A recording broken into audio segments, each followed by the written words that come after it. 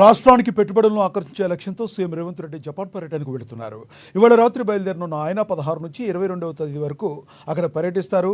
23వ తేదీన రాష్ట్రానికి తిరిగి రానున్నారు.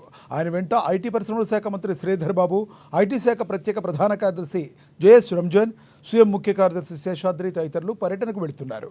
ఇక ఈ బృందం జపాన్లోని టోక్యో, మౌంట్ ఫుజీ, ఒసాకా, హిషోరమిల్లా పర్యటిస్తున్నారు. పర్యటనలో భాగంగా ఒసాకా వరల్డ్ ఎక్స్పో 2025లో తెలంగాణ పెవిలియన్ను సీఎం ప్రారంభించనున్నారు.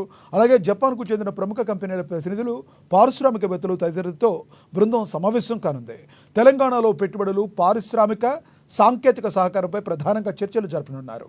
కొత్త పరిశ్రమల ఏర్పాటుకు, పెట్టుబడులు పెట్టడానికి గల అవకాశాలను, అందుబాటులో ఉన్న మౌలిక సదుపాయాలు, ప్రభుత్వం ఇచ్చే ప్రోత్సాహకాలను జపాన్ పర్యటనలో ప్రధానంగా వివరించనున్నారు.